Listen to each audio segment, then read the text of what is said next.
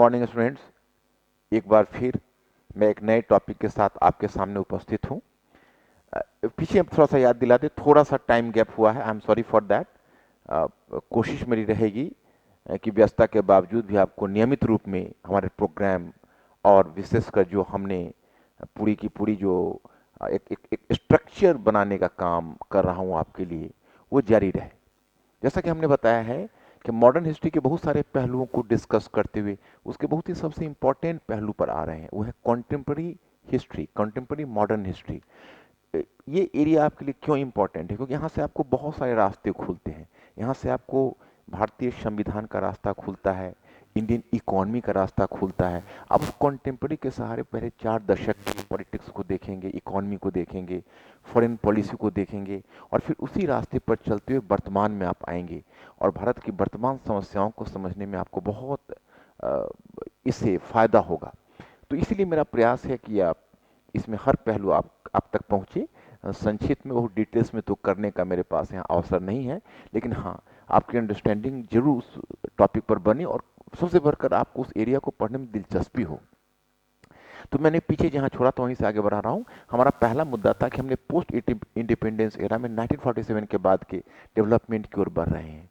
उसको हमने अपनी आपकी सुविधा के लिए 7 पार्ट में बांटा हुआ है। एक बार आप उन 7 इश्यूज पर नज़र डालें जो आपके सामने पड़े हुए हैं, और उन इशू को देखिए वन बाय वन। आप देखेंगे कि हमारे सामने पहला इशू है कि किस तरह भारतीय देशी रियासतों का, क्योंकि हमारे यहाँ पूरा जो नेशन बिल्डिंग का प्रोसेस है वो एक बड़ी लंबी प्रोसेस है। उसमें भारतीय संविधान आना है, भारतीय अर्थव्यवस्था का कायाकल्प होना है, भारत में सोशल जस्टिस को इंश्योर करना है। फिर जो हमारा नेचर है वो है कल्चरल डाइवर्सिटीज़ का, रिलीजियस डाइवर्सिटीज़ का, जिसे हम कहें कि सांस्कृतिक और धार्मिक विविधता, परंतु इन विविधता के बीच रहते हुए अपने आप को एक राष्ट्र बनाना है, जिसके लिए ब्रिटिश अधिकारियों ने बहुत पहले से चुनौती दे रखी है कि इंडिया तो राष्ट्र हो ही नहीं सकता। तो हम पहला वही चर्चा कर रहे थे। मैंने पिछले क्लास में आपको बताया था कि इस चैलेंज को पटेल महोदय ने कैसे स्वीकार किया था और किस प्रकार से उन्होंने भारत के जनता, जो देसी रियासतों की जनता थी, उनको उन, उनकी जो स्वतंत्रता की आकांक्षा थी, उस स्वतंत्रता की आकांक्षा को बढ़ाया था और वहाँ के शासकों को इस बात के लिए विवश किया था कि भारतीय राज्यों के साथ वो अपना विलय करे।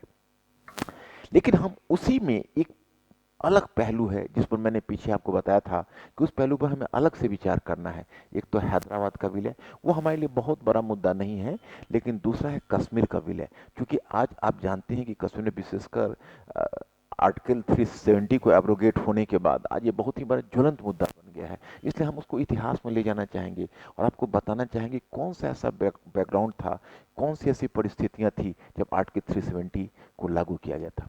थोड़ी सी पहले हम संक्षिप्त चर्चा हैदराबाद के बारे में करना चाहेंगे। हालांकि टेक्निकली आप कहें तो हैदराबाद का विलय कश्मीर के ही बाद हुआ, क्योंकि ये है ये 13 सितंबर 1948 को हैदराबाद का विलय हुआ था। और कश्मीर में अगर आप टेक्निकली कहें तो टेक्निकली और औपचारिक रूप में हरि सिंह ने जब इंस्ट्रूमेंट ऑफ एक्सेशन पर हस्ताक्षर किया है वो है 26 अक्टूबर 1947। तो वही 26 अक्टूबर को ही यह विलय हुआ था। बावजूद इसके हम पहले हैदराबाद की चर्चा करेंगे, क्योंकि इसमें बहुत उलझा हुआ मुद्दा उतना नहीं जितना कश्मीर में है। हैदराबाद अगर एक तरीके से कहें, अगर कश्मीर को आज की तरह डिवाइडेड देखें तो हैदराबाद सबसे बड़ा राज्य निकलेगा। अगर आप कश्मीर को अनडिवाइडेड देखें तो डिसाइडेडली पीओके और वो लेकर भले ही जनसंख्या कम हो, जनसंख्या हैदराबाद का ज़्यादा है, लेकिन जोग्राफिकली वो वहाँ लीड कर जाएगा। तो अब कुल मिलाकर हम लोग कहते हैं कि हैदराबाद एक तरह से प्रिंसली स्टेट्स में सबसे बड़ा स्टेट था और बहुत ही इंपॉर्टेंट प्लेस में था। निजाम, हैदराबाद का निजाम अभी से नहीं, इसका एक बड़ा ही लंबा इतिहास है।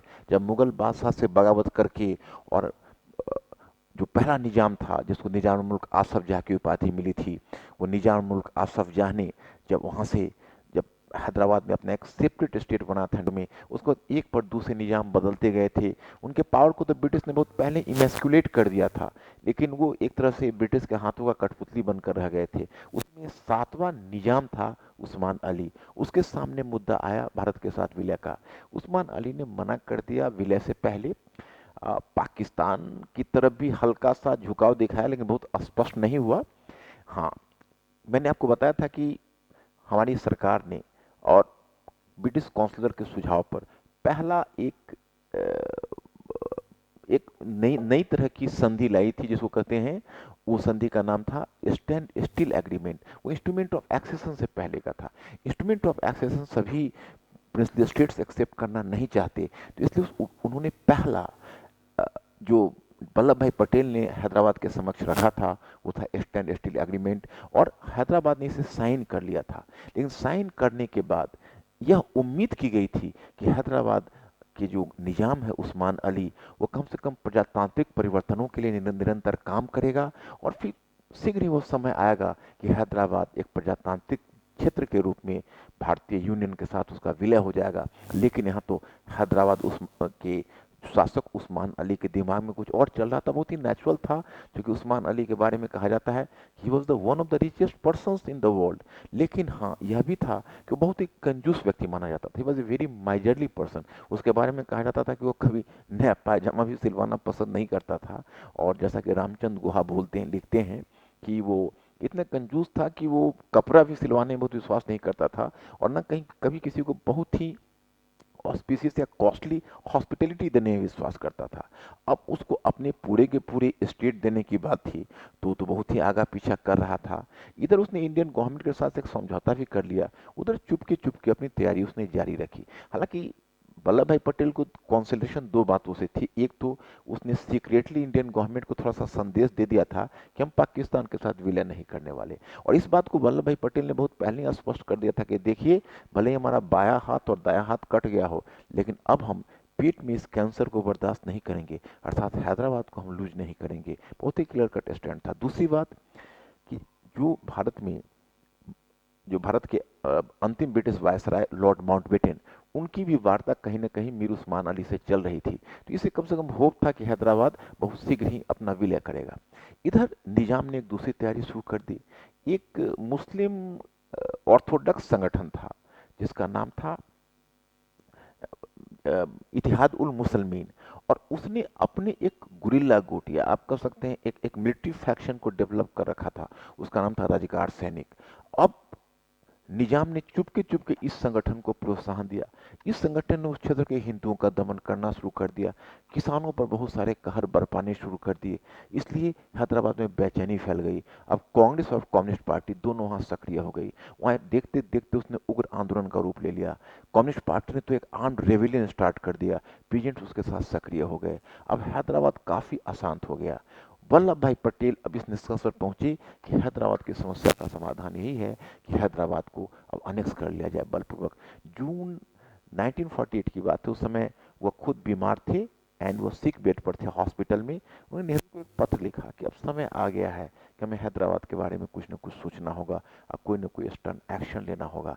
और फिर 13 सितंबर 1948 को एक वहां पर आप कह सकते हैं पुलिस ऑपरेशन हुआ। ऑपरेशन पोलो उसका नाम था। उस पुलिस एक्शन के थ्रू फाइनली हैदराबाद में इंडियन पैरामिलिट्री फोर्सेस गई, और फिर हैदराबाद का विलय हो गया।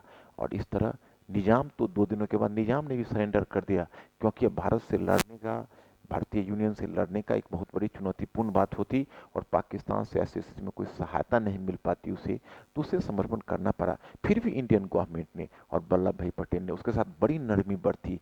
इन्होंने उसको एक बहुत ही बढ़िया पैकेज दिया, और वह क्या था, तो 50 lakh rupees per annum, 5 million per annum PV purse के रूप में, और फिर उसको राज्य प्रमुख का दर्जा दिया गया। इस प्रकार बच्चों, हैदराबाद का तो मुद्दा सुलझ गया, लेकिन कश्मीर में बहुत बड़ी उलझन है। उन उलझनों को हमें बिट बाय बिट देखना पड़ेगा, वन बाय वन समझना पड़ेगा मुद्दा कहां से शुरू हुआ। पहली बात तो हैदराबाद और कश्मीर के केस से 2-3 और भी चीजें जुड़ी हुई हैं जिस पर भी हमारा ध्यान होना चाहिए इस पक्ष को लेते हुए। एक तो यह मुद्दा भारत के सेकुलरिज्म की परीक्षा है। सेकुलरिज्म का मतलब है हैदराबाद में बहुसंख्यक लोग हिंदू हैं, बहुसंख्यक प्रजा, और हैदराबाद का नवा मुसलमान है। तो वहां पर जो ऑपरेशन हो रहा है उसमें आपको आश्चर्य होगा कि जैसा कि रामचंद्र गुहा ने लिखा है, उस ऑपरेशन में या जो मूवमेंट हो रहा है, पॉपुलर मूवमेंट हो रहा है, उसमें केवल हिंदू की भागीदारी नहीं है, उसमें मुसलमानों की भी भागीदारी है। और इतना ही नहीं, देश भर के मुसलमानों ने में से बहुत सारे मुसलमानों ने भारत सरकार का समर्थन किया, इंडियन गवर्नमेंट को एक तरह से सपोर्ट किया इस हैदराबाद के मुद्दे पर, जबकि निजाम मुस्लिम है। This was the indication of growing secularism in India. दूसरी तरफ आप कश्मीर को लेंगे, वहाँ लगभग 75% लोग मुस्लिम हैं, लेकिन वहाँ का शासक हिंदू है, और वहाँ भी सेकुलरिज्म की परीक्षा होनी है, जिसको आप देखेंगे। जैसे मैं पहले बताऊं कि आप कश्मीर के थोड़ा सा मानचित्र पर नज़र डालेंगे तो आपको आज की तारीख में हम उसको आप पाकिस्तान ऑक्युपाइड कश्मीर देखते हैं, या फिर आप इंडिया जिसको आप इंडियन कश्मीर का भाग देखते हैं, तो ये भाग अब दो भागों में बढ़ चुका है। पाकिस्तान वाले अपने क्षेत्र को आज़ाद कश्मीर कहते हैं, लेकिन हम लोग तो उसे गुलाम कश्मीर ही मानते हैं। तो इस तरह से प्रैक्टिकली कश्मीर आज विभाजित है, लेकिन एक समय था कि ये पूरा का पूरा यूनिफाइड था। आप अगर मानचित्र पर देखेंगे तो आपको पता चलेगा कि पंजाब से ही सटा हुआ जम्मू का क्षेत्र था। वहाँ भी एक समय था कि मुस्लिम बहुसंख्या थी, पार्टीशन के समय वहाँ लगभग 53% मुस्लिम थे, स्लाइटली हिंदू से ज़्यादा थे। लेकिन उस समय जो दंगे वंगे की स्थिति आई, कुछ पार्टीशन के समय इधर उधर जाना हुआ, जनसंख्या का माइग्रेशन एक अचानक घटना के रूप में हुई, उस कारण से बहुत सारे माइग्रेशन हो गए वहाँ से, तब वहाँ हिंदू मेजोरिटी आ गई थी जम्मू में। लेकिन कश्मीर की जो घाटी है, दूसरा पार्ट है, वहाँ मुस्लिम स्पष्ट मुस्लिम मेजोरिटी था, बड़ी सुंदर वादी थी, टूरिस्ट प्लेस था, चारों तरफ से लोग आते थे, दिल्ली और पंजाब के लोग भी वहाँ पर वो विशेष रूप से उस कश्मीर की वादी का आनंद लेने समय समय पर छुट्टियां मनाने जाया करते थे, और वो एक बहुत ही बेहतरीन टूरिस्ट प्लेस हुआ करता था। उसके बाद आप देखते हैं तो आज वो पीओके में चला गया है। आपने गिलगित और बल्टिस्तान का क्षेत्र जाना होगा, उस क्षेत्र में शिया मेजोरिटी थी, जबकि कश्मीर घाटी में सुन्नी मेजोरिटी थी। और अगर आप इधर ईस्टर्न पार्ट पर आएंगे तो आप जानते हैं कि लद्दाख रीजन था, वहाँ पर बुद्धिस्ट थे, तिब्बती थे। तो एक तरह से एक कल्चरल डाइवर्सिफिकेशन कश्मीर में था और बहुत समय से चला रहा था। अब एक और भी उसमें दिलचस्प बात है कि वहाँ के जो शासक हरि सिंह थे, उनका भी बड़ा विचित्र इतिहास है, क्योंकि जब इसकी अगर जड़ जाती है फर्स्ट एंग्लो सिख वॉर में, फर्स्ट एंग्लो सिख वॉर में जब ब्रिटिश ने सिखों को हराया था, तो फिर आगे लाहौर की एक ट्रीटी हुई थी, और फिर सिख ब्रिटिश ने कश्मीर का क्षेत्र 50 लाख रुपीज में एक डोगरा चीफ गुलाब सिंह के हाथों बेच दिया था, और वही डोगरा चीफ गुलाब सिंह का उत्तराधिकारी हरि सिंह बने। तो वहीं से आप देखते हो कि वहाँ के जो शासक है डोगरा है, जो कश्मीरी से पृथक है। दूसरी बात है शासक हिंदू है। सिर्फ यही नहीं कि शासक हिंदू है, अब कश्मीर के कॉम्प्लिकेशंस को कि अगर आप जड़ में जाएंगे तो वन बाय वन अगर उसके कुछ लूप होल्स को देखेंगे तो एक लूप होल यह भी है कि कश्मीर का जो डोगरा शासक और हिंदू शासक है, उस वह मेजोरिटी का ख्याल उसने नहीं रखा, क्योंकि एक ऑटोक्रेटिक गवर्नमेंट है, कहीं ना कहीं वहाँ पर हिंदू बाइज्ड अप्रोच रहा। जैसे आप एक छोटी सी घटना को लें कि वहाँ पर जो बाद में नेशनल कॉन्फ्रेंस के बहुत ही आरंभ में बड़े ही पॉपुलर लीडर के रूप में जिनका उद्भव हुआ, शेख अब्दुल्ला, उनका आपने नाम सुना होगा। तो शेख अब्दुल्ला ने अलीगढ़ यूनिवर्सिटी से, अलीगढ़ मुस्लिम यूनिवर्सिटी से डिग्री ली थी, और उन्होंने पोस्ट ग्रेजुएशन किया था साइंस से। लेकिन जब वो जम्मू कश्मीर जब कश्मीर में लौटे तो वहाँ पर एक नौकरी के लिए लाले पड़े हुए थे। कारण क्या था कि वहाँ पर जो ब्यूरोक्रेसी थी हर जगह थी, वहाँ पर कहीं ना कहीं हिंदू मेजोरिटी था, लैंडलॉर्ड्स भी हिंदूज थे, किंग स्वयं शासन प्रबंधन पर बहुत ध्यान नहीं देते थे, उनका तो अधिकतर समय यहाँ बॉम्बे के रेस कोर्स में बीतता था, या फिर वो कहीं ना कहीं शिकार पर, हंटिंग वगैरह, वो अपने अपनी अपनी दुनिया में जीते थे। उनकी एक जो महारानी है, उन्होंने भी कहीं इंटरव्यू में इस बात की ओर संकेत किया कि वो पीपल से बहुत कम मिलते थे। तो एक तरह से वहाँ का माहौल थोड़ा सा फ्यूडल इन्वायरमेंट के अगेंस्ट में जो रिएक्शन हो रहा था, वो रिएक्शन डेमोक्रेटिक एलिमेंट्स का भी हो रहा था, और संयोग से उसमें मुस्लिम कॉज भी मिल गया। तो जो मुद्दा इकोनॉमिक डिवीजन का था, लैंडलॉर्ड्स अधिकतर हिंदू, शासक डोगरा, और जो पीड़ित लोग थे वो निम्न तबके के लोग थे, उसमें ज़्यादातर मुस्लिम्स थे। तो मुद्दा जो बंगाल में हुआ, आखिरकार वही मुद्दा वहाँ पर तुल पकड़ने लगा। जो इकोनॉमिक डिवीजन का मुद्दा है, वो कहीं ना कहीं वह एक सोशल डिवीजन का ही मुद्दा बन गया, कम्युनल डिवीजन का ही मुद्दा बन गया। तो एक एंगल ये है। तो अब यहाँ से क्या हुआ कि धीरे धीरे शेख अब्दुल्ला ने एक पार्टी बनाई। पहले तो उस पार्टी का नाम मुस्लिम कॉन्फ्रेंस ही था, लेकिन धीरे से पार्टी तो बहुत पहले बनी थी 1932 में, लेकिन जब शेख अब्दुल्ला लीडर हुए तो उसका नाम बदलकर नेशनल कॉन्फ्रेंस रखा गया, और उसमें यह बात तय हुई कि मुसलमानों की पार्टी ने, इसमें हिंदू सिख सभी शामिल हुए, और ये कश्मीर की रिप्रेजेंटेटिव और सबसे पॉपुलर पार्टी मानी जाती थी। इस लिहाजन अगर आप कहेंगे तो ये बड़ी इंपॉर्टेंट पार्टी थी। अब इस पार्टी ने अपना मांग रखी एक, तो हम कश्मीर में यूनिवर्सल एडल्ट सफरेज लागू करेंगे, यानी वयस्क मताधिकार लागू करेंगे, और कश्मीर में लैंड रिफॉर्म्स करेंगे। तो इस पार्टी के द्वारा वहां पर मूवमेंट छेड़ा गया। अब इधर भारत को जब आज़ादी मिल रही थी, तो आज़ादी के समय हरि सिंह का रुख बिल्कुल अलग था। उन्होंने स्पष्ट करना शुरू कर दिया कि हम ना तो भारत के साथ विलय करेंगे, ना पाकिस्तान के साथ विलय करेंगे। उनका एक प्रधानमंत्री रामचंद्र काक हुआ करता था, वह भी महाराजा को इस बात में भड़का रहा था कि आप अपने स्वतंत्र अस्तित्व को बनाए रखिए। हालांकि महाराजा के साथ माउंटबेटन के अपने कुछ व्यक्तिगत संबंध थे, और माउंटबेटन भी ने वहां पर यात्रा की थी, महाराजा से वार्ता भी की थी, समझाने की भी कोशिश की थी कि भाई, क्योंकि कश्मीर का मामला इसलिए उलझ गया कि नॉर्मली जो पिछले स्टेट्स है उनका विलय भारत या पाकिस्तान के साथ होना था कॉन्टिग्यूस टू देयर रीजन, जिसके करीब वो हो। लेकिन कश्मीर की स्थिति इस रूप में अलग थी कि कश्मीर पाकिस्तान के भी करीब था, कश्मीर भारत के भी करीब था, और दोनों के बीच एक कॉन्टिग्यूस था। तो इसलिए दोनों के बीच एक बहुत ही विवाद का मुद्दा होने वाला था। अब जब माउंटबेटन ने समझाने की कोशिश की, तो उनकी तरफ से उनके प्रधानमंत्री रामचंद्र काक ने उन्हें अ, जवाब दिया कि नहीं, हमारे महाराजा स्वतंत्र रहना चाहेंगे। खैर, बात कुछ नहीं बनी।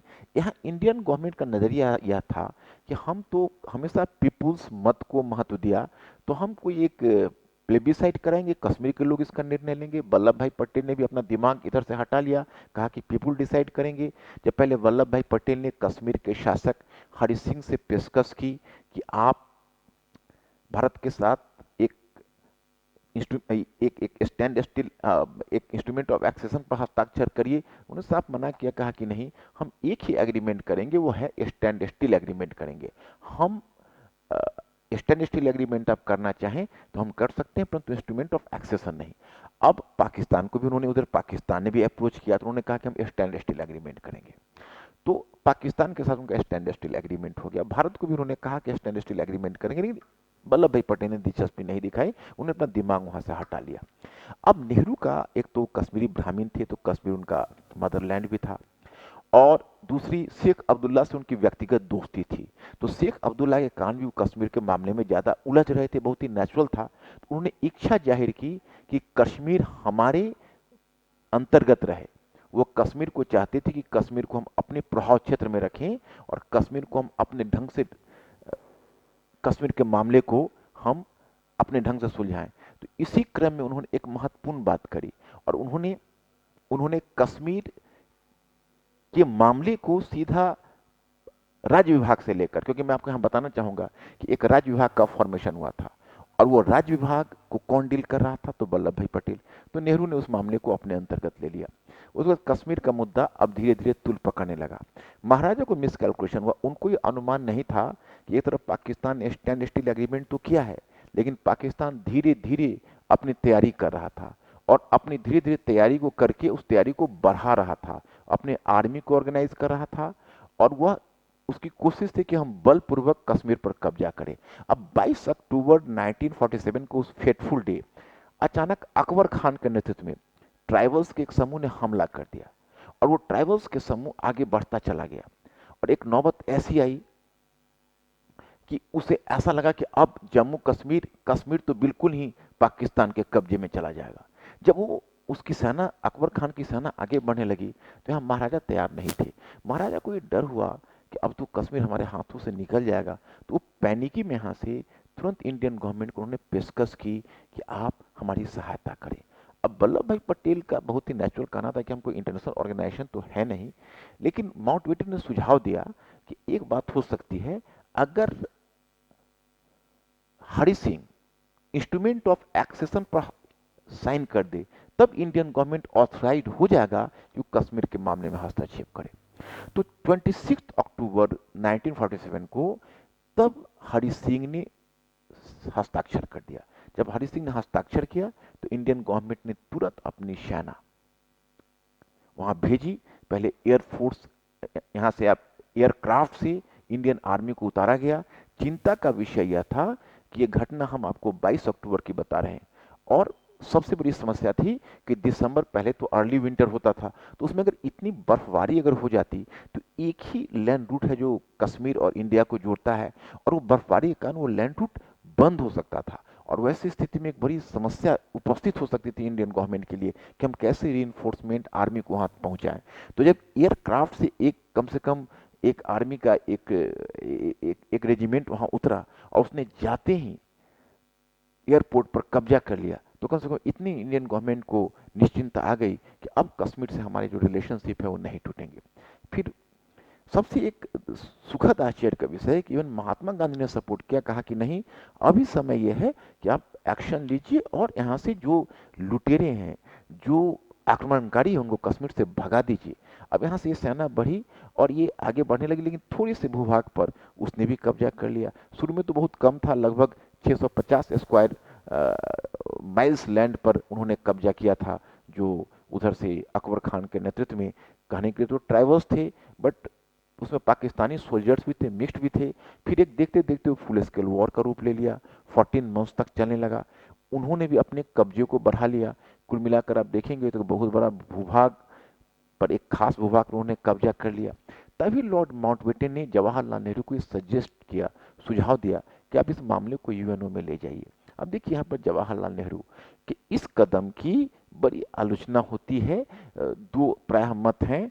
एक मत तो मानता है कि नेहरू का ये बहुत ही एक डिप्लोमेटिक भूल थी, उनको यह मामला नहीं ले जाना चाहिए था, और उन्होंने ये इसको यूएनओ में ले गए, क्योंकि उसको विशेष रूप से उन्हें माउंटबेटन ने सजेस्ट किया। माउंटबेटन का कहना था कि भाई आपका कॉज बहुत बढ़िया है, आप यहाँ जायज पर हो, जस्टिफाइड है, इंस्ट्रूमेंट ऑफ एक्सेशन पर साइन किया, और सबसे बढ़कर है कि नेशनल कॉन्फ्रेंस का सपोर्ट था जो शेख अब्दुल्ला की पार्टी थी, और वह पार्टी कश्मीर की पॉपुलर पार्टी थी। इसका मतलब है कि आप पॉपुलर जनमत को आप एक तरह से कॉन्फिडेंस ले रहे हो। तो इसी उम्मीद से गए कि भाई हमें इस तरह का होगा। वहां जब गए तो वहां पर विचित्र स्थिति हो गई। वहां पर तो यूएनओ न्यूट्रल ऑर्गेनाइजेशन था नहीं, वह उस पर यूएसए का और ब्रिटेन का प्रभाव था, और ये दोनों कहीं ना कहीं पाकिस्तान को कोल्ड वॉर पार्टनर के रूप में देख रहे थे। बस तुरंत इन्होंने उस मामले को उलझा दिया। एक कारण यह भी था पाकिस्तान की तरफ फेवर करने का। इधर एक इशू उभर कर आया है कि अगर आप मैप पर जरा नजर डालें तो आप देखेंगे कि ठीक जो गिलगित और बल्तिस्तान वगैरह का जो क्षेत्र है, और जो जिसको पीयूके का रीजन कहते हैं, वो पीयूके का रीजन कहीं नॉर्थ वेस्ट फ्रंटियर प्रोविंस जो पाकिस्तान का है उससे जुड़ रहा है। अगर पूरी कश्मीर पर भारत का नियंत्रण होता तो भारत का इंडिया का बॉर्डर कहीं ना कहीं उसके नॉर्थ वेस्ट फ्रंटियर प्रोविंस से जुड़ जाता। और नॉर्थ वेस्ट फ्रंटियर प्रोविंस में जो अफगान थे वो विद्रोही बने हुए थे, वो पाकिस्तान को एक्सेप्ट नहीं कर रहे थे। खान अब्दुल गफ्फार खान जो पठान लीडर थे, उन्होंने स्पष्ट रूप से सेपरेट स्टेट की मांग शुरू कर दी थी। उन्होंने कहा था कि अगर पाकिस्तान पार्टीशन को एक्सेप्ट करता है तो फिर एक अलग पख्तूनिस्तान बनेगा, एक अलग पख्तूनों का एक अलग स्टेट बनेगा। तो उन्होंने जब इस तरह की मांग उठाई थी तो कहीं ना कहीं ब्रिटिश को डर था कि अगर इंडिया और नॉर्थ वेस्ट फ्रंटियर का जो बॉर्डर जुड़ जाता है तो उससे पाकिस्तान को और भी डेंजर हो सकता है, और इंडिया वहां पर और भी चीजों को भड़काने की कोशिश कर सकता है। तो ये सब कुछ पाकिस्तान के फेवर में हो रहा था।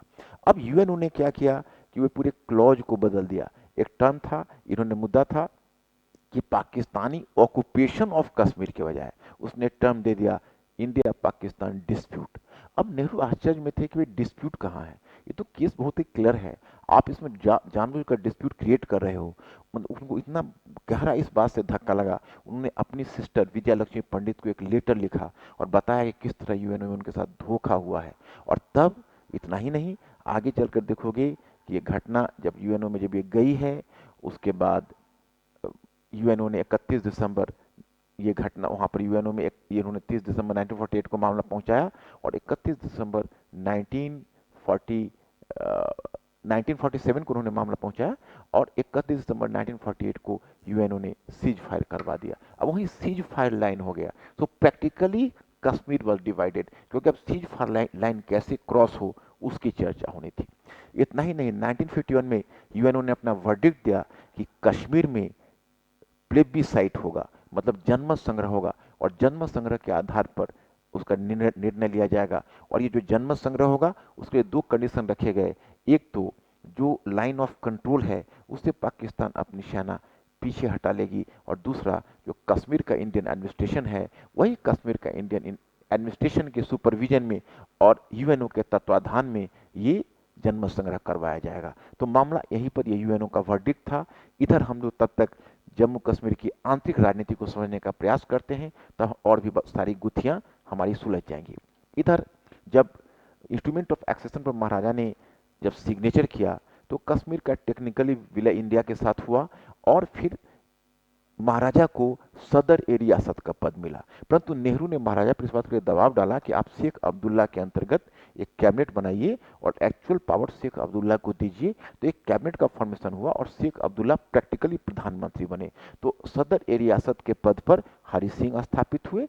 ये मैं आपको बता रहा हूँ, ये 30 अक्टूबर 1947 को अरेंजमेंट हुआ और फिर शेख अब्दुल्ला को प्रैक्टिकली प्रधानमंत्री और उनके साथ गुलाम बख्शी उनके असिस्टेंट डिप्टी प्राइम मिनिस्टर बने। तो इस प्रकार से यह अरेंजमेंट हुआ और एक एडमिनिस्ट्रेटिव स्ट्रक्चर वहाँ कायम किया गया। इधर फिर एक साल के बाद यानी आफ्टर 1 ईयर हरि सिंह एक तरह से प्रैक्टिकली रिटायरमेंट ले लिया और यह पद अपने पुत्र कर्ण सिंह को दे दिया। उन्होंने सदर रियासत के पद को सुशोभित किया। कर्ण सिंह आज भी हैं, आज भी महत्वपूर्ण मुद्दे पर उनका बयान आता है। आप जानते होंगे कि बहुत ही बड़े इंटेलेक्चुअल इंडिया के हैं और बहुत इंपॉर्टेंट एम्बेसडर से लेकर और सारे इंपॉर्टेंट पोस्ट को ग्रेस कर चुके हैं। इंडिया के स्पेशल मैसेंजर्स के रूप में भी हर जगह जा चुके हैं। तो ये इस तरह से आप देख रहे हो कि प्रैक्टिकली अब चीज़ें बदल रही है और धीरे धीरे कश्मीर का जो इश्यू है वह धीरे धीरे दूसरी दिशा पकड़ेगी। अब शेख अब्दुल्ला आए। शेख अब्दुल्ला एक डेमोक्रेटिक सेटअप को बनाने की कोशिश कर रहे थे और उन्होंने पहला निशाना लिया लैंड रिफॉर्म्स का। लैंड रिफॉर्म्स के क्रम में उन्होंने जो बड़े बड़े हिंदू लैंड से उनके लैंडलॉर्ड थे उनके जमीन छीने और फिर निर्धन किसानों में बांटना शुरू किया। तो थोड़ा सा वहाँ पर एक कम्युनल टेंशन आरंभ हो गया, स्थिति थोड़ी सी वहाँ पर बिगड़ने लगी। लेकिन शेख अब्दुल्ला के इस कदम को नेहरू या किसी भी कांग्रेस लीडर ने क्रिटिसाइज नहीं किया क्योंकि एक प्रोग्रेसिव स्टेप उठा रहे थे। बात यह हुई कि अच्छा ठीक है एक संविधान सभा का गठन हो, क्योंकि जो इंस्ट्रूमेंट ऑफ एक्सेशन पर जो हस्ताक्षर हुआ था उसमें कश्मीर का विलय तो जम्मू कश्मीर का विलय तो हो गया था, परंतु वो विलय अभी एक तरह से प्रोविजनल ही था। तो इंडियन कॉन्स्टिट्यूंट असेंबली ने एक काम किया, उसने एक आर्टिकल 370 लगाया और आर्टिकल 370 में स्पष्ट कर दिया गया कि 3 मामले प्रतिरक्षा, विदेश और संचार इंडियन गवर्नमेंट ऑपरेट करेगी और बाकी मामले कश्मीर की असेंबली डिसाइड करेगी और कश्मीर की असेंबली की परामर्श से फिर इंडियन गवर्नमेंट डिसीजन लेगा। लेकिन एक यहाँ पर उसमें एक और भी चीज डाल दी गई कि यह एक प्रोविजन था क्योंकि प्रेसिडेंट को ऑथराइज किया गया था कि जब भी प्रेसिडेंट चाहता उसको इनऑपरेटिव बना सकता था। उसके लिए कोई न स्पेशल मेजोरिटी की जरूरत थी, न कॉन्स्टिट्यूशनल अमेंडमेंट की, इंडियन यूनियन के कॉन्स्टिट्यूशन में अमेंड करने की जरूरत थी। केवल प्रेसिडेंट को एक सिंपल डिसीजन देना था और उसके आधार पर आर्टिकल जो 370 है वह इनऑपरेटिव होना था। तो ये प्रोविजन देकर कुल मिलाकर उससे 2 इंडिकेशन आया, एक तो ये प्रोविजनल है, टेम्पररी है, यह परमानेंट नहीं है, उसी समय ये बात एक तरह से इंडिकेशन हुआ। दूसरी कि कहीं ना कहीं मामला यूएनओ में था और यूएनओ ने जन्म संग्रह की बात पहले भी उठाई थी। पहले कांग्रेस का भी स्टैंड उसमें ऐसा ही कुछ था कि हाँ ठीक है वहाँ जन्म संग्रह होगा। तो एक रास्ता खुला रखा गया कि कल को अगर जन्म संग्रह में कश्मीर अदरवाइज डिसीजन लेता है तो उसको फिर हम कैसे एकोमोडेट करेंगे। तो कश्मीर को असेंबली को उसमें राइट मिलना चाहिए कि वो अपने ढंग से डिसीजन ले सके। तो इस तरह से आर्टिकल 370 अस्तित्व में आ गया और ये 3 विषय। लेकिन अब सवाल ये उठता है फिर इतना ही नहीं बल्कि कश्मीर में जम्मू कश्मीर का बिल्कुल ही इमरजेंसी का प्रोविजंस अलग रखा गया। पहले यही हुआ कि भाई सुप्रीम कोर्ट के भी ये लागू नहीं होंगे, गवर्नर्स के डिसीजन भी लागू नहीं होंगे, एक सीएजी का भी एक कश्मीर के कॉन्स्टिट्यूशन पर लागू नहीं होगा, इनके जो वर्डिक्ट होंगे। तो हुआ कि भाई कॉन्स्टिट्यूट में कश्मीर का एक अलग कॉन्स्टिट्यूशन होगा, उसके लिए कॉन्स्टिट्यूट एक पृथक कॉन्स्टिट्यूंट असेंबली का फॉर्मेशन होगा। तो एक पृथक कॉन्स्टिट्यूंट असेंबली यानी संविधान सभा के गठन के का डिसीजन हुआ और फिर 1951 में उस समय कर्ण सिंह सदर रियासत थे, उन्होंने इसके लिए एक डिसीजन एक औपचारिक रूप से इसको स्वीकृति प्रदान की मई में और फिर आगे 1951 में इसका चुनाव होना था और चुनाव होकर संविधान सभा का गठन होना था। तो कॉन्स्टिट्यूंट असेंबली का इस प्रकार से वहां पर गठन हो गया। अब कॉन्स्टिट्यूशन बनना शुरू हुआ। लेकिन जब कॉन्स्टिट्यूंट असेंबली को एड्रेस करने गए, बात मैं आपको 1951 की बता रहा हूं, तो अचानक से शेख अब्दुल्ला का मन काफी गर्म होने लगा। कारण क्या है कि एक तो दिल्ली पैक्ट भी उन्होंने किया 1952 में, उसमें भी इंडियन गवर्नमेंट ने एक्सेप्ट किया कि प्रतिरक्षा, संचार और विदेश, यही तीन हम ऑपरेट करेंगे, बाकी चीजें कश्मीर की विधानमंडल प्रैक्टिकली ऑपरेट करेगी और उसके अप्रूवल के बाद ही इंडियन गवर्नमेंट डिसीजन लेगी। तो कहीं ना कहीं शेख अब्दुल्ला को एक वॉरियर, एक विक्टर की फीलिंग आ गई कि भाई मैं बहुत पावरफुल हूं और मैं अपने तरीके से कर सकता हूं। दूसरी बात है कि चूंकि उन्होंने जो लैंड रिफॉर्म्स किया था, तो संयोग ऐसा था कि लैंड होल्डर्स हिंदूज थे, तो हिंदूज का प्रोटेस्ट बढ़ने लगा। उधर जम्मू में भी जम्मू की स्थिति थी, वो हिंदू मेजोरिटी स्टेट था, वहाँ एक प्रजा परिषद का गठन हो गया था और प्रजा परिषद हिंदुओं की पार्टी थी। और जो हिंदुओं की पार्टी थी उसने एक, उसमें प्रेमनाथ डोगरा था उसका लीडर, वो उसने एक अलग मांग स्टार्ट कर दी थी कि भाई नहीं, ये नहीं चलेगा 370। उसने नारा देना शुरू कर दिया कि एक देश में दो विधान, दो निशान, दो संविधान, नहीं चलेगी, नहीं चलेगी। तो अब शेख अब्दुल्ला इसको हिंदू वर्सेस मुस्लिम के रूप में देखने लगे और उनको ऐसा लगने लगा कि भाई यहाँ पर हिंदुओं का दबाव बढ़ता जा रहा है, इसलिए हम कश्मीर को एक इंडिपेंडेंट स्टेट ही बना ले। कहीं ना कहीं उनकी महत्वाकांक्षा उस तरफ जाने लगी, इस पर स्थिति और भी बिगड़ने लगी। उधर प्रजा परिषद का आंदोलन तेज होने लगा। इधर जो इंडिया में भी जो हिंदूवादी पार्टी थी, जो अब हिंदू नेशनलिस्ट ग्रुप्स थे, जैसे हिंदू महासभा थी, आर्य समाज था, एक हिंदू एक एक हिंदू प्रजा परिषद थी, तो इस तरह की पार्टी थी। और इधर एक लीडर है जिनका नाम याद रखने की जरूरत है, क्योंकि अभी के परिस्थितियों में आपको और भी बातें समझ में आएंगी। एक लीडर है, आपने उनका नाम सुना होगा, अ, श्यामा प्रसाद मुखर्जी। श्यामा प्रसाद मुखर्जी पहले नेहरू के कैबिनेट में गए थे, उनका भी थोड़ा सा हिंदू राष्ट्रवाद की तरफ झुकाव था। वो नेहरू के कैबिनेट में थे, लेकिन वही बंगाल में जब नेहरू ने लियाकत अली खान से एक समझौता किया था, मैंने पिछले लेक्चर में आपको बताया था, तो उनको मंजूर नहीं हुआ और उन्होंने उसको एक गलत फैसला माना और उन्होंने नेहरू की मिनिस्ट्री से रिजाइन कर दिया। फिर 1951 में उन्होंने एक पृथक पार्टी बनाई जिसका नाम था जनसंघ। ये जनसंघ इसलिए इंपॉर्टेंट है बच्चों, आप याद रखो, आज जिसको आप बीजेपी के नाम से जानते हो, उसका पेरेंटल ऑर्गेनाइजेशन वही है जिसे आप जनसंघ कहते हो, और उसके फाउंडर है श्यामा प्रसाद मुखर्जी।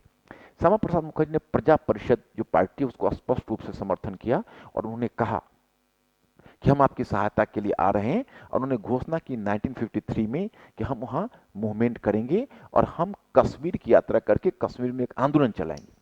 वही जो कश्मीर की यात्रा उन्होंने शुरू की, 53 की बात बता रहा हूं, तो शेख अब्दुल्ला ने स्पष्ट रूप में कहा कि हम आपको कश्मीर में प्रवेश नहीं करने देंगे। लेकिन इसको उन्होंने बहुत ही एक बहुत बड़ा राष्ट्रवादी मुद्दा बनाते हुए एक कार्यकर्ताओं के साथ कश्मीर की तरफ कूच किया। वास्तव में उनको अरेस्ट करके जेल में डाल दिया गया। ये घटना मई की है। अब वो जेल में थे तो उस समय तो इसको बहुत गंभीरता से नहीं लिया गया। जून में किसी कारण से वो बीमार पड़े, हालांकि किसी माइनर कॉज में हॉस्पिटल गए, वहां पर उनका एक मैसिव हार्ट अटैक हुआ और वहां उनका डेथ हो गया। डेथ हो गया तो पूरे देश में अब सिंपैथी की लहर चलने लगी। शेख अब्दुल्ला भी बहुत मनोवैज्ञानिक दबाव में आ गए और फिर शेख अब्दुल्ला ने बड़े धूमधाम से और एक बिल्कुल ही आप एक कश्मीरी शॉल में लपेट कर बड़े सम्मान से उनके डेड बॉडी को भिजवाया। उनके जेस्चर से लग रहे थे कि वो भी थोड़ा पश्चाताप करने की कोशिश कर रहे हैं। इधर जब उनके बंगाल में उनका डेड बॉडी आया तो लगभग 2 लाख लोग उसके मैयत में शामिल हुए उनके डेथ में। तो इस तरह से मतलब उनकी पॉपुलैरिटी फॉर टाइम बिंग काफ़ी बढ़ गई। इधर इंडिया में जो न्यूट्रल लोग थे उनको भी लगने लगा कि शेख अब्दुल्ला बहुत ज़्यादा एक्सेसेस कर रहे हैं, उन्होंने इस तरह से व्यवहार किया। अब बच्चों आप समझ सकते हो कि इसको आप लिंक करके देखो कि आज जो मूवमेंट बीजेपी की तरफ से हुआ है, तो बीजेपी के एजेंडा में आर्टिकल 370 तो उसी समय आ गया, क्योंकि इस आर्टिकल 370 को लाने में तो सबसे पहले श्यामा प्रसाद मुखर्जी थे और उन्होंने उसी समय उसके लिए माना गया कि उन्होंने मार्टिडम लिया है, उन्होंने शहादत ली है आर्टिकल 370 को हटाने के लिए और जम्मू की पार्टी प्रजा परिषद को समर्थन करने के लिए। तो आज जो मोदी साहब की सरकार ने जो किया है, बीजेपी की सरकार ने जो किया है और अमित शाह ने इतना उस आर्टिकल पर जो रुख अपनाया है, उन्होंने वही पुराने एजेंडे को एक तरह से कंप्लीट करने की कोशिश की है जो उस समय का, जिसको आप अधूरा एजेंडा कह सकते हो। तो ये घटना घटित हुई। अब उधर संविधान सभा में जो उनके भाषण थे वो शेख अब्दुल्ला के वो बहुत गलत रुख पकड़ने लगे। इधर इंडियन गवर्नमेंट प्रेसिडेंट ऑर्डर, क्योंकि एक प्रोविजन था कि प्रेसिडेंट अपने ऑर्डर से कुछ कुछ चीज़ों को वो कश्मीर के से संबंधित कुछ मुद्दे को इंडियन गवर्नमेंट के इंटरवेंशन को बढ़ा सकता है। तो इसी क्रम में जो प्रेसिडेंशियल ऑर्डर के आधार पर सीएजी ने उनके अकाउंट को जांच करना शुरू कर दिया, सुप्रीम कोर्ट का भी थोड़ा हस्तक्षेप बढ़ा। तो इस तरह से जब ये चीज़ें होने लगी, उनके बजट का भी सुपरविजन होने लगा। तो शेख अब्दुल्ला ने इस पर आपत्ति दिखाई और प्रोटेस्ट किया। शेख अब्दुल्ला एक बड़ा कंट्रोवर्शियल फिगर बन गए।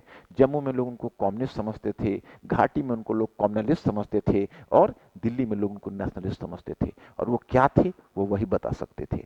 अब धीरे धीरे लोगों का सस्पिशन बढ़ने लगा, और इसी क्रम में आप देखोगे जो घटना हुई।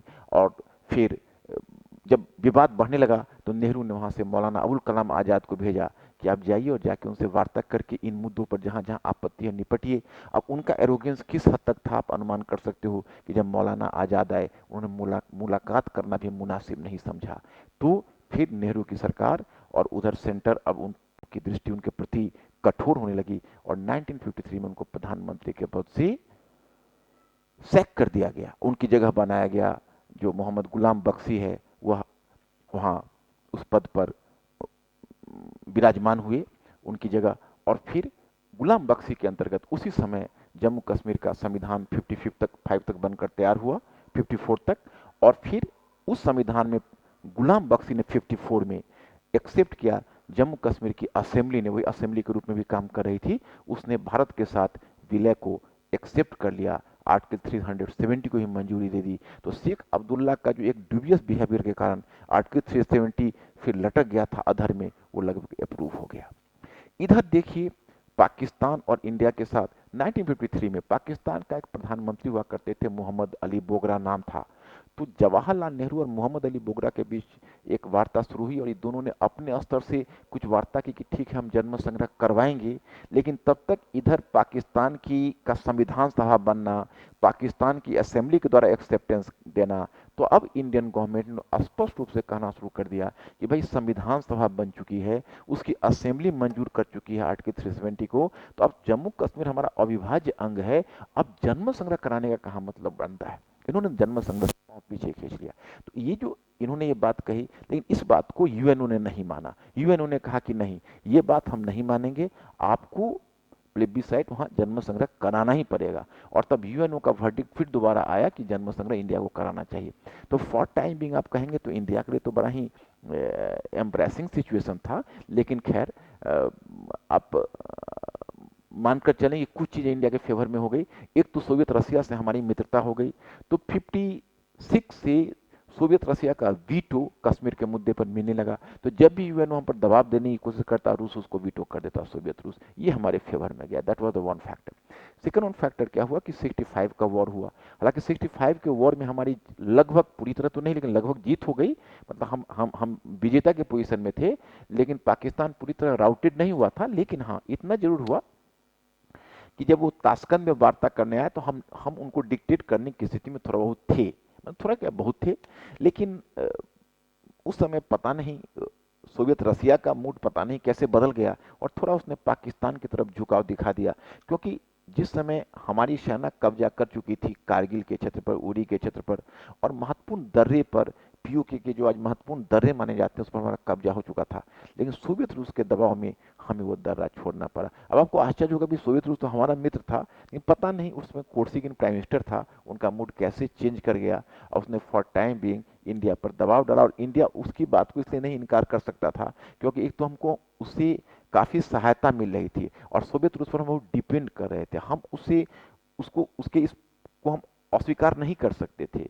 हम हमें उसके सामने झुक जाना पड़ा उस समय। तो ये बात को स्वीकार करना पड़ा, और कहीं ना कहीं उनको पीछे इस बात को मंजूरी देनी पड़ी, इंडियन आर्मी को वहां से हटा लेना पड़ा उन दर्रों को छोड़कर। अगर वो दर्रों पर हमारा उस समय कब्जा हो जाता तो कम से कम जो टेररिस्ट का इन्फिल्ट्रेशन और घुसपैठ है वो घुसपैठ बंद हो जाता, परंतु वहां हमने लूज किया। और इस बात का एहसास कहीं ना कहीं लाल बहादुर शास्त्री को हो गया, इसलिए लाल बहादुर शास्त्री का डेड बॉडी ही वहां से आया था ताशकंद से, क्योंकि वो एक सदमा उनको पहुंचा था। हालांकि उसके पीछे बहुत सारा कॉन्स्पिरेसी थियरी है, बहुत सारे मिस्ट्रीज हैं, लेकिन अपार्ट फ्रॉम दैट हम उसको एक डेथ के रूप में देख सकते हैं। अब 71 में फिर वॉर हुआ, श्रीमती गांधी ने वर्चुअली, उसमें तो पाकिस्तान की पूरी तरह हार हो गई। उसके 90,000 सोल्जर्स इंडिया के प्रिजनर्स बन गए थे, उसके 1/5 भूभाग पर इंडिया का कब्जा हो गया था। और तब जब जुल्फिकार अली भुट्टो शिमला में वार्ता करने आया तो श्रीमती गांधी ने चाहा बहुत सारी रियायत ले ले, लेकिन डीपी धार उसका एक सेक्रेटरी हुआ करता था, तो फॉरेन सेक्रेटरी तो डीपी धार ने, जिसको हेनरी किसिंगर ऑफ इंडिया कहा जाता है, हेनरी किसिंगर एक बहुत ग्रेट डिप्लोमेट हैं यूएसए के, अभी भी जीवित हैं वो, ट्रम्प को भी थोड़ी बहुत उन्होंने सहायता की है, तो उसको हेनरी किसिंगर ऑफ इंडिया कहा जाता था। तो डीपी धार ने सजेस्ट किया कि आप वारसाई की संधि से सबक लें, जिसमें जर्मनी को कुछ ज़्यादा ही दंडित किया गया था, तो सेकेंड वर्ल्ड वॉर का सिचुएशन हो गया, इसलिए पाकिस्तान के साथ थोड़ा सा नरम रहे। और इस प्रकार से आप देखते हैं कि इंडिया ने फिर खैर हर कुछ कर दिया, केवल इतना उसने पाकिस्तान से रियायत ले ली कि भविष्य में जो भी वार्ता होगी वो अब पाकिस्तान और इंडिया के बायलैटरल एग्रीमेंट से द्विपक्षीय वार्ता से कश्मीर पर डिसीजन होगा। इसमें इंटरनेशनल कम्युनिटी का कोई रोल नहीं होगा, इसमें अंतर्राष्ट्रीय समुदाय इंक्लूडिंग यूएनओ की कोई भूमिका नहीं होगी। ये इंडिया के लिए बड़ा ही फेस सेविंग डिवाइस हो गया, क्योंकि अब जब भी हम पर अंतर्राष्ट्रीय दबाव पड़ता, हम तुरंत इस मुद्दे को उठाते कि नहीं, ये हमारे और पाकिस्तान के बीच बायलैटरल मुद्दा है। आज जब सुनते हो, वो बायलैटरल शब्द वहीं से आया था, इसमें किसी अंतर्राष्ट्रीय कम्युनिटी का कोई रोल नहीं है। तो शुरू शुरू में तो आप देखेंगे कि इस बात को इंटरनेशनल कम्युनिटी ने नहीं माना था, वेस्टर्न कंट्रीज का दबाव चलता ही रहा था, यूएसए का, ब्रिटेन का, यूएनओ का भी। लेकिन धीरे धीरे स्थिति में नाटकीय परिवर्तन आया जब कोल्ड वॉर समाप्त हुआ, इंडियन इकोनॉमी ने ग्रो किया, इंडिया का जो इंटरनेशनल जो स्टैंडिंग है, वो इंटरनेशनल स्टैंडिंग आगे बढ़ी, तो फिर इंडिया का जो इमेज सुधरा, तो फिर धीरे धीरे जो अंतर्राष्ट्रीय समुदाय के जो कंट्रीज थे वो धीरे धीरे विड्रॉ करते गए, और लगभग अब सभी मानते हैं कि ठीक है, ये इंडिया पाकिस्तान के बायलैटरल एग्रीमेंट से ही तय होना चाहिए। तो हालांकि हम इस बायलैटरल एग्रीमेंट कुछ भी होना मुश्किल है, न तो कश्मीर इस पर पाकिस्तान कोई कदम आगे प्रोग्रेस कर सकता है, न इंडिया कर सकता है। एक तरह से स्टेटस क्यो की स्थिति आ गई, यही एक व्यावहारिक सीमा बन गई जिसको आप एलओसी कहते हो। पाकिस्तान की गवर्नमेंट भी उस पर कोई रियायत देने की स्थिति में कभी नहीं आई। अब आप समझ सकते हैं कि परवेज मुशर्रफ जब आए भारत में दिल्ली आगरा वार्ता के लिए, जो वहाँ के डिक्टेटर थे, तो उनका नाहर वाली हवेली चांदनी चौक पर उनका पहले एक पुश्तैनी मकान हुआ करता था, इंडिया से माइग्रेट करके गए थे। तो जब उनको कहा गया कि कश्मीर के मुद्दे पर कुछ वार्ता करिए, कुछ रियायत करिए, तो उन्होंने स्पष्ट शब्द में कह दिया कि अगर हम कश्मीर पर आपको कोई कंसेशन देते हैं तो शेष जिंदगी हमें इसी नाहर वाली हवेली में काट कर गुजारनी होगी, मतलब हम पाकिस्तान लौट कर नहीं जा सकते। जुल्फिकार अली भुट्टो को हमेशा ये बदनामी होती रही कि उसने इंडिया के साथ एक बड़ी अनइक्वल ट्रीटी कर ली, तो वो सिचुएशन पाकिस्तान के हुक्मरान के लिए भी मुश्किल था, और इंडिया के लिए तो इंडिया का तो स्टैंड ही है कि भाई तुमने हमारा हिस्सा काट कर रखा हुआ है, हमें तो कुछ देने का प्रश्न नहीं है, जो देना है तुम्हें ही देना है। पाकिस्तान कहता है पार्टीशन का अनफिनिश्ड एजेंडा है। साउथ एशिया भी सफर कर रहे हैं, जितने भी साउथ एशिया के कंट्रीज है, सार्क विफल हो गया, इस कारण से साउथ एशियन देश इस बात से सफर कर रहे हैं कि हमारी गलती सिर्फ इतनी है कि हम भारत और पाकिस्तान के पड़ोस में हैं, इसलिए हमको सारा झमेला टेररिज्म से लेके और failure of the economic organisation, सारी चुनौतियां हमें सामना करना पड़ रहा है बच्चों। तो बड़ी इंटरेस्टिंग सिचुएशन है। अब इसमें इंडियन गवर्नमेंट ने इस साल एक बड़ा ही रेडिकल डिसीजन लिया है, और वह है कि उस आर्टिकल 370 को इनऑपरेटिव बना दिया है।